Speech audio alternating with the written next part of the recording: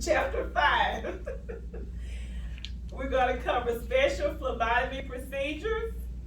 We're going to cut the contents is bleeding time, blood alcohol testing, blood donation testing, forensic, glucose, therapeutic phlebotomy. Remember we said we're going to talk about that from chapter 1, time specimen, and toxicology. So let's go to page 39. Bleeding time platelet function. Now, as a phlebotomist, again, you will not do a bleeding time specimen. I think this is done by the med techs, but guess what?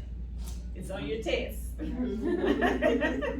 So, what a bleeding time test is. A bleeding time refers to a test that identifies the functions disorders of platelets. And again, we know that another name for platelets is what? Thrombocytes. And their function is to prevent blood loss or clotting due to injuries or wounds by releasing factors that promote the clotting of blood coagulation. By doing so, platelets help maintain homeostasis. There's that word again. Remember we said homeostasis is a steady or steady state condition. Lasting or prolonged bleeding may take place because of abnormal platelet functions or due to an insufficient amount of platelets. So if a person has an abnormally high amount of platelets, it can lead to what? Blood clot, which can lead to the obstruction of your blood vessels. A normal bleeding time is between 2.5 to 9.5 minutes. So, there are different things that can cause prolonged bleeding. And these are the different three. You have 5 things that can cause your bleeding to be prolonged. You can have a platelet disorder. You can have a fibrinogen disorder. Medications such as aspirin can cause you to have a bleeding disorder. You have a decreased platelet count, which can cause you to bleed out. And then you can have a condition called scurvy. Know these 5. Of course, they're going to give you 4 when it's wrong. Right. So know that these are the different things that can cause you to have bleeding, prolonged bleeding. So that's why we have to do what we call a bleeding time or platelet function test on you.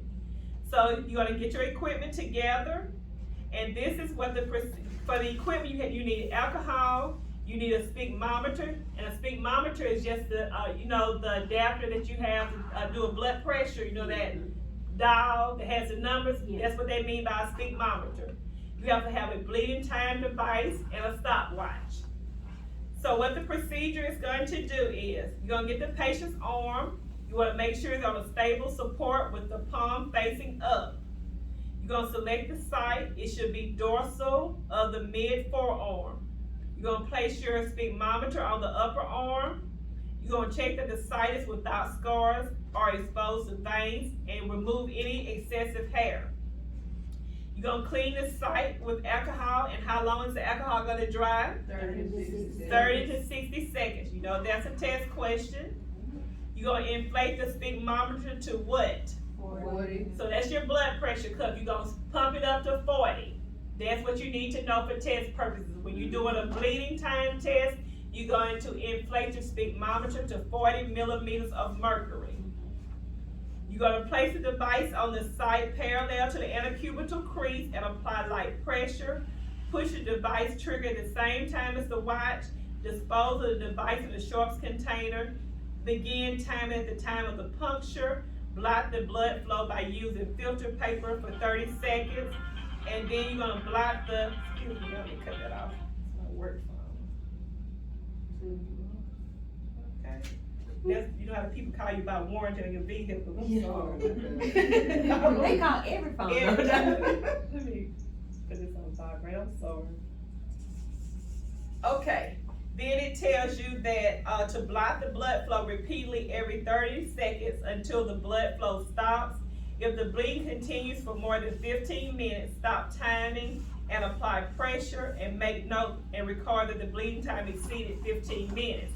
So you see why we don't do a bleeding time test, right? Because you're doing a cut and everything on that person. So that's why the med tech does this here.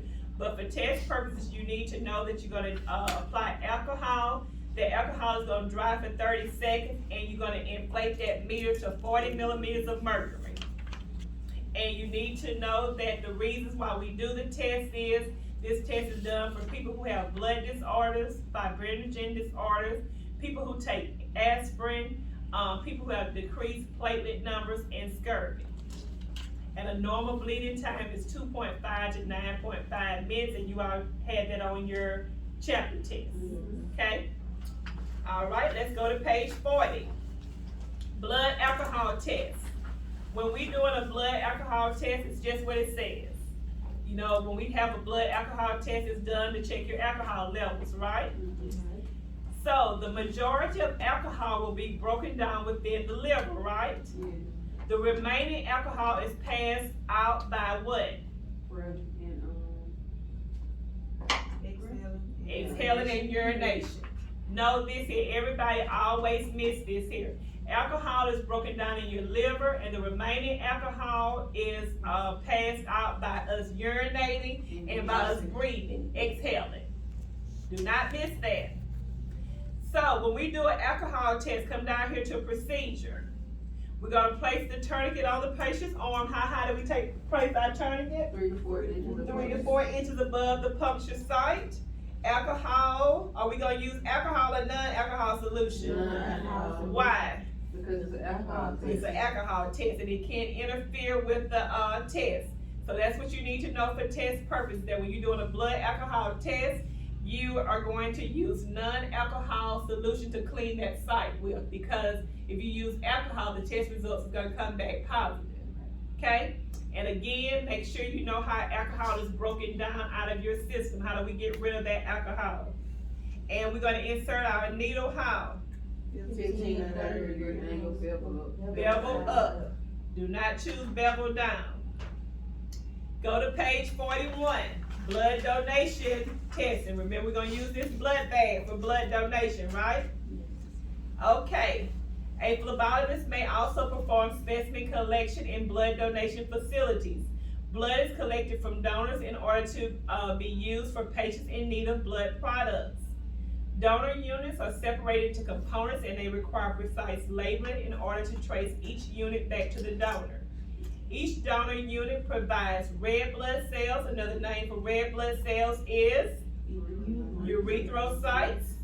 Plasma, another name for platelets, is thrombocytes. So you know we've already discussed that in chapter 2, so you know that's going to be on your test, right? So donors that come in and donate blood, they must be at least 17 to 66 years of age.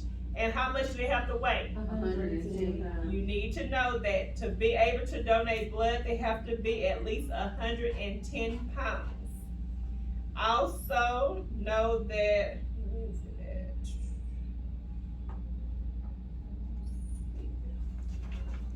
They asked about that 60, what size needle? Oh, there it is. That's what I'm looking for right there. Blood donation procedure. The 16 gauge needle is what's used. And remember, I showed you the 16 gauge needle? Yeah. That's what size needle we are going to use for blood donation. So you need to know that it must be at least 110 pounds, and they use a 16 gauge needle. That's what you need to know for test purposes. Let's go to page 42, forensic testing. So, you know when you're doing forensic testing, it's usually associated with court proceedings and legal cases, right? Yes. So all forensic testing must follow a chain of custody procedure, which requires that any person that handles the specimen or sample should do what? Have a legal document. And sign and date it. Because if you touched it, they need to know who all had this evidence. So you need to know the samples must be dated and signed, any legal documents. And gloves must be worn at all times, right? Yes. Okay. Let's go to page 43. Glucose testing. What y'all know about glucose?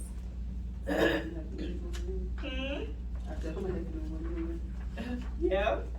That's what we get ready to talk about. We get ready to talk about you. Blood glucose testing measures the amount of sugar or glucose in the body, right? So if you're doing a blood glucose test, it may either be ordered as a fasting blood glucose, and we say fasting is what? No eating or drinking except for water for at least how many hours?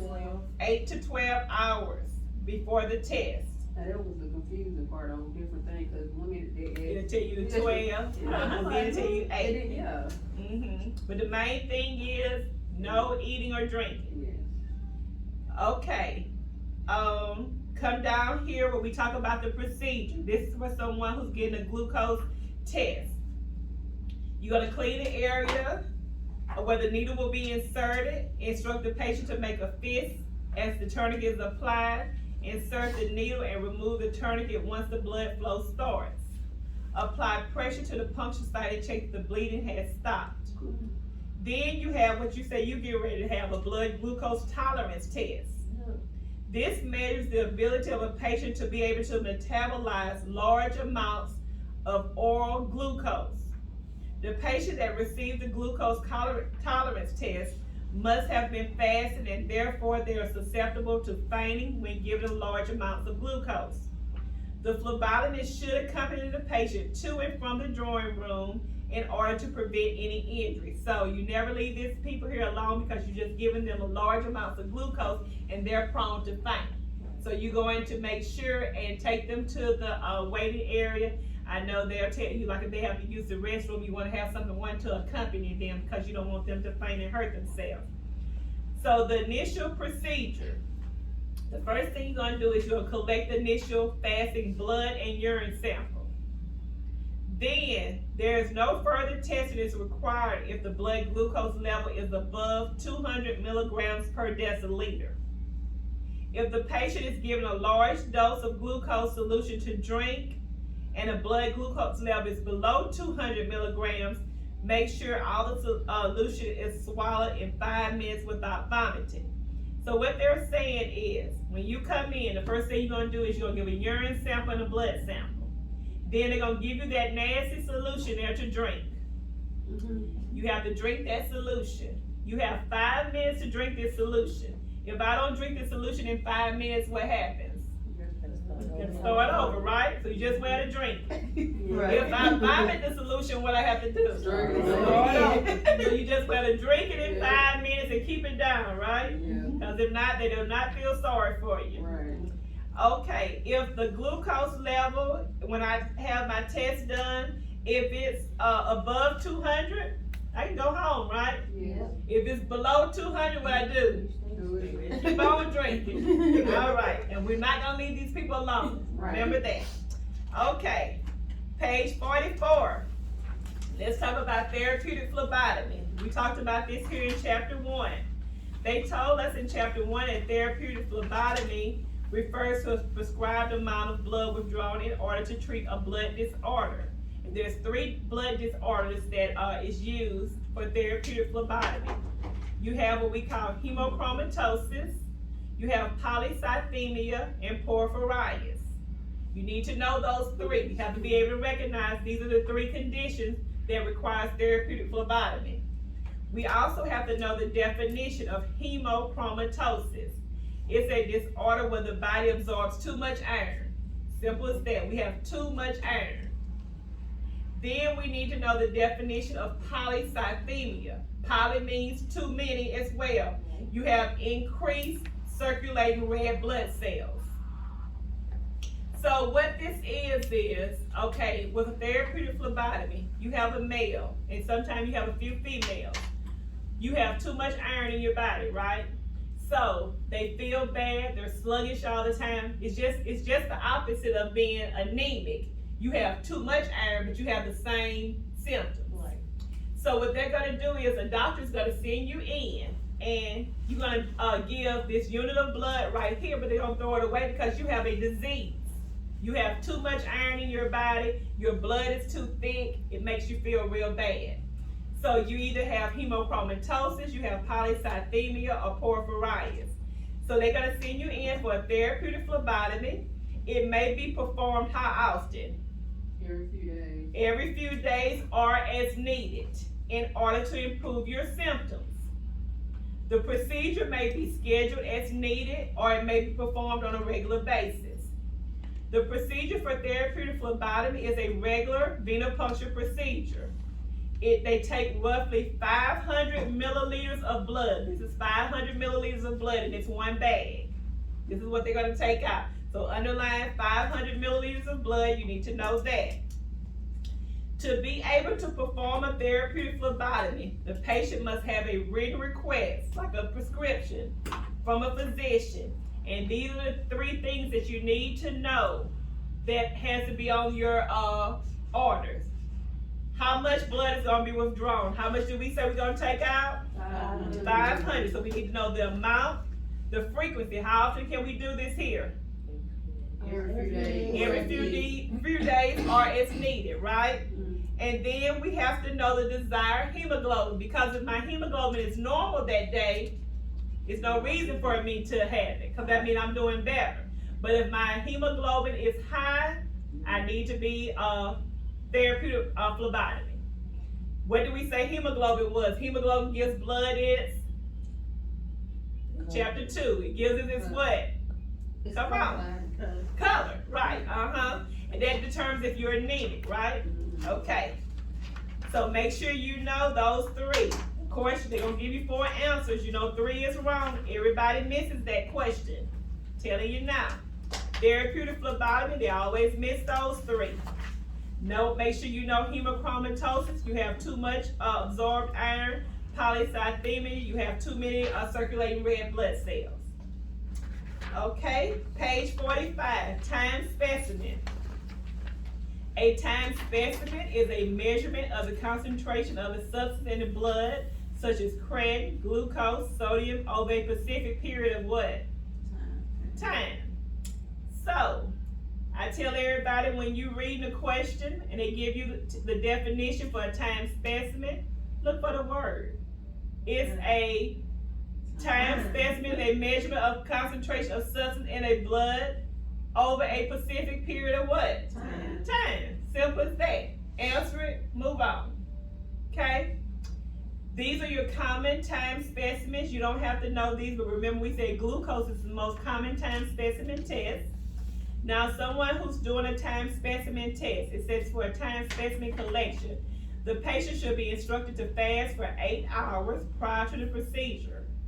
Fasting in this situation includes abstaining from all food and consuming only water. The patient should only be instructed to hold back from exercise in order to keep their body in a basal state. So if a person is receiving a time specimen test, you do not want them to exercise because you want their body to be in a basal state. You need to know that. Last page, page 46, toxicology. We need to know the definition for toxicology. It is a branch of chemistry, biology, and medicine that focuses on the study of adverse effects of chemicals on living organisms. Know that definition. When performing specimen collection for toxicology, the phlebotomist must follow the laboratory protocol. In order to maintain the integrity of a sample, the specimen must not come in contact with any outside influences such as oil, bacteria, or anything that will invalidate the results. Now here are some common toxicology tests. You've got to know these tests because that's one of the questions. You remember you all saw that on your study test? Did you all pass it? Yeah. Okay, well, it's gonna be on your national exam. They're gonna give you 4. Guess what? 3 is Right. yep, 1 is wrong. So you have to know that the common toxicology test is you have acetaminophen, caffeine, chloramphenicol, ethanol, methanol, acetone, amphetamines, cannabinoids, ethanol, methadone, barbiturates, opiates, cocaine metabolites, propoxyphene, benzodiazepines, and phenoclonidines. So, I don't know how you recognize those, but we've got to know them. I know when they first had the test on paper, that was the first question on your national exam. I don't know how they do it now because, like I say, now it's computerized. But like I used to tell the class, I wouldn't want to start off and miss my first question. Because then you know you're going to be down. He's probably going to, start getting depressed and start missing. So Right. figure out a way to learn your common toxicology test. Any questions about chapter 1 through 5? Y'all excited? Yeah, you did a great job on Thank everything. you. Like, I'm very confident Thank in taking you. it. I promise you, if, like I say, it's 46 pages in this study guide. Give me a chapter a day or give me 6 to 8 pages a day. And I promise you. Now, like I told you all in the beginning when I did my little spiel, I'm gonna provide the foundation for you. You meet me halfway. You'll be national certified in the next week and a half. Right. And like I said, go out here and get this money. Mm-hmm. Go get it. And then we wanna see y'all in our medical assistant class. I said it too now. I said it too. Yeah. Okay. Any questions? Okay. Y'all got this. Yeah. If you didn't have it, you wouldn't be in here, right? Right. Okay. So it is 12:03. What time the other ladies coming? Quick.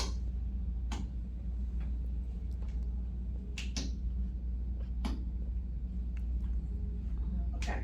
So it's 12 o'clock. We're gonna take an hour lunch break. Well, I'm gonna give y'all a few more minutes. Give you time to get out. We're gonna say it's 12.